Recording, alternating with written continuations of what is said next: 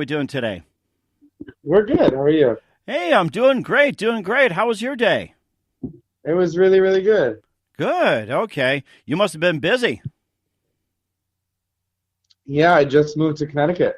Oh, you did? Congrats. To be closer to your job, or what's the deal? Well, bringing the job here, so to speak. Oh, nice. Okay. So you're trying to pump some commerce into Connecticut then, or wherever you're living at, right? Yeah, well, essentially, we want to help work with. It's time for the Mike Wagner Show, powered by Sonic Web Studios. Visit online for all your web design needs at sonicwebstudios.com. The Mike Wagner Show brings you interesting people doing interesting things all across the globe. Now, let's get started on the Mike Wagner Show at themikewagnershow.com.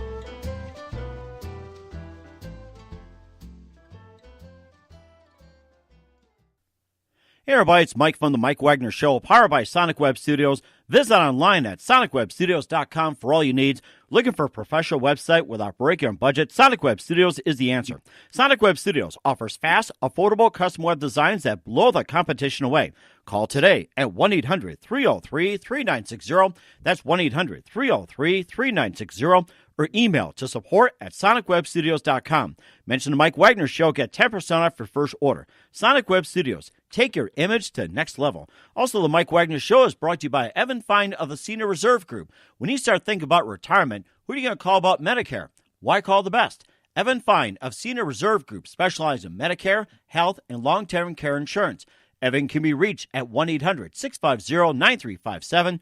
That's 1-800-650-9357. Or email to evanfine@seniorreservegroup.com. Evan is licensed in New York, New Jersey, Pennsylvania, Connecticut, Delaware, South Carolina, and Florida.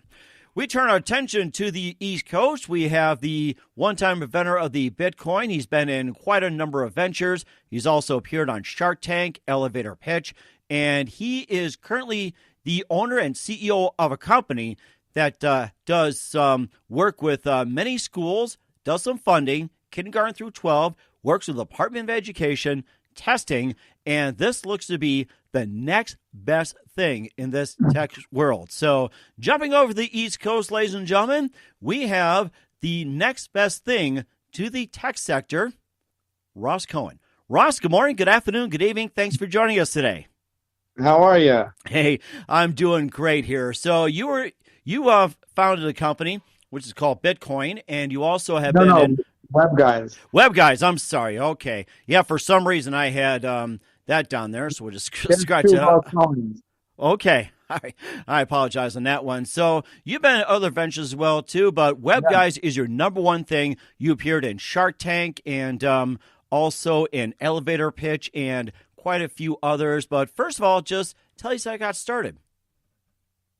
So essentially, I built a company prior to this, which no one knows about, which is fine. It was called Brain Candy, and it was my first venture after winning the New York State Business Competition. Do you know what that is? I've heard of it, yes. So they basically give $10,000 to a small company that has an idea, no product. So that's what they did for me. And I started a company and had to learn a lot along the way. And then I took all that knowledge, figure 7 years of knowledge, and threw it into something that actually matters because I couldn't find people to work with me. So I figured if I can't find them, make them. There you go. So I figured how could you foster bright minds? And the first place they enter is the Department of Education. Right. So I had to basically pitch the DOE on something that they never heard of, with devices they never used, in a way that was untested and never ever been done before. And it was pretty crazy, but with the help of the United Federation of Teachers and Cisco, I was able to get in the right place at the right time. And now we're a certified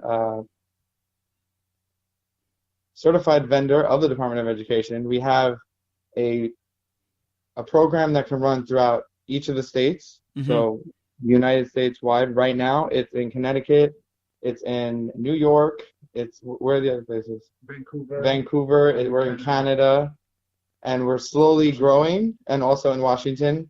And what the whole idea is to change the dynamic of the classroom. So in a world filled with technology, you enter a classroom and you're basically go back in time 100 years. So tell us about this product as well, too, and how does it involve the student and the teacher?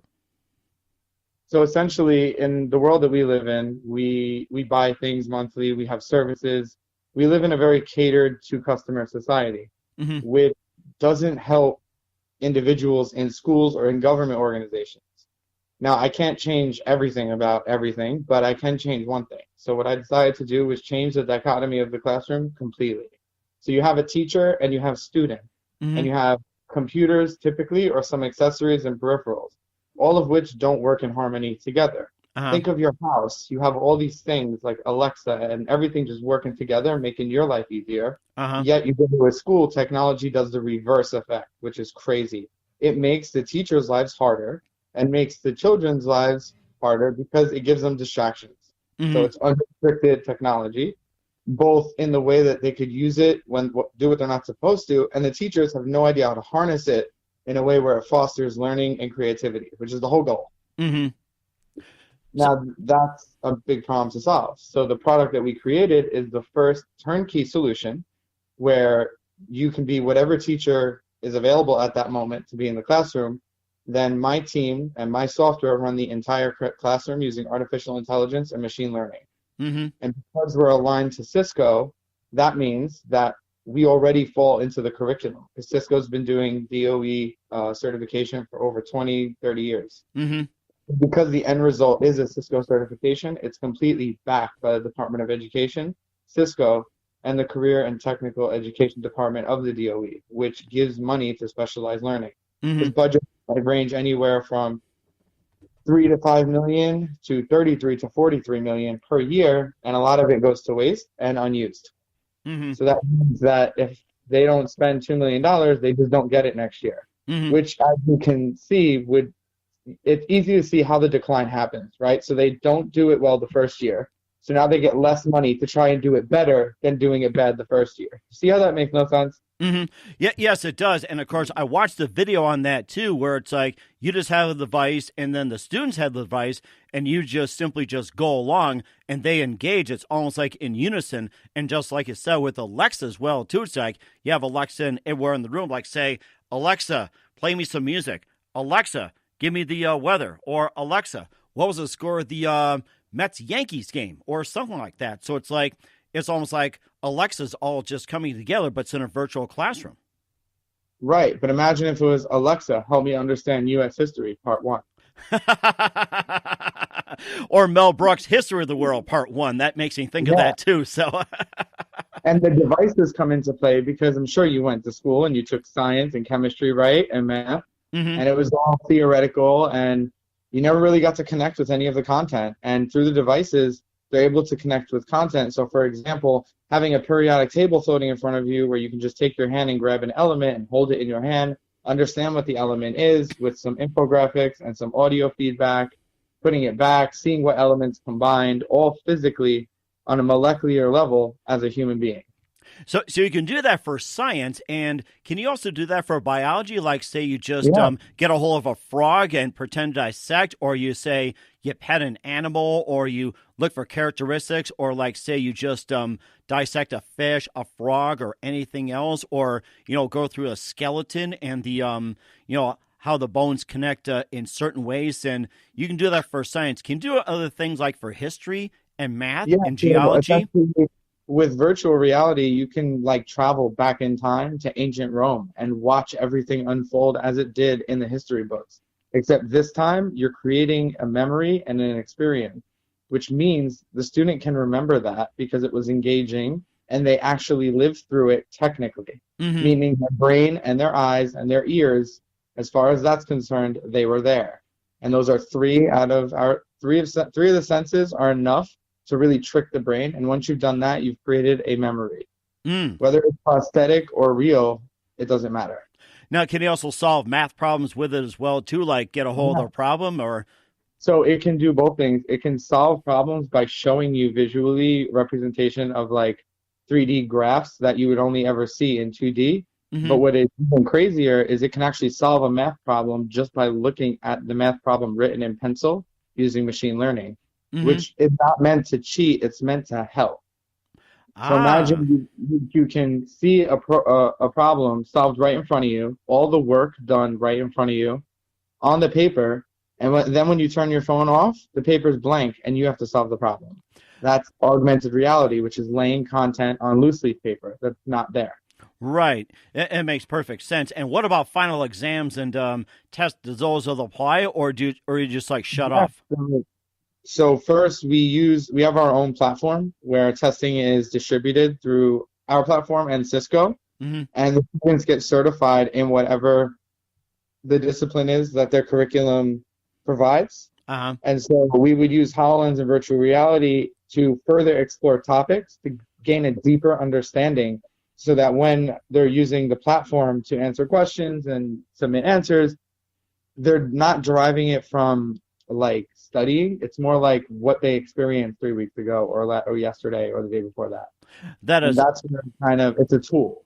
That is amazing, too. We'll get to more of that in just a second here. You listen to The Mike Wagner Show at themikewagnershow.com, powered by Sonic Web Studios. Visit online at sonicwebstudios.com for all your needs. Looking for a professional website without breaking a budget? Sonic Web Studios is the answer. Sonic Web Studios offers fast, affordable, custom web designs that blow the competition away. Call today at 1-800-303-3960. That's 1-800-303-3960, or email to support@sonicwebstudios.com. Mention the Mike Wagner Show, get 10% off your first order. Sonic Web Studios, take your image to the next level. Also, the Mike Wagner Show is brought to you by Evan Fine of the Senior Reserve Group. When you start a business or own a business for a while, who are you going to call for sole proprietorship insurance? Why not call the expert, Evan Fine of Senior Reserve Group, for all your health insurance needs. Evan can be reached at 1-800-650-9357. That's 1-800-650-9357, or Evan Fine at seniorreservegroup.com. Licensed in 7 states, in New York, New Jersey, Pennsylvania, Connecticut, Delaware, South Carolina, and Florida. The Mike Wagner Show can also be heard on themikewagnershow.com. Also on Facebook at facebook.com/The Mike Wagner Show. You can download and listen to episodes on SoundCloud, Spreaker, Spotify, and iHeartRadio. And you can also watch the interview on YouTube as well. We're here with Ross Cohen, the founder and owner of Webguyz, talking about his ventures and what the newest wave in technology when it comes to the classroom and everything else. He's talked about his product, and we'll get more into that. But first of all, what got you to become an entrepreneur, and especially becoming a part of Webguyz? Oh, that's an interesting question. Okay, so I never actually went and got a regular job because I had my father who had a pharmacy. I did a cashier when I was 13, and he made me hate it so much because he was just the worst. And I think it was to show me why you should not have to deal with a boss that's really annoying and doesn't care about anything. So that made me realize I never, ever, ever, ever wanted anyone to have that sort of power over me.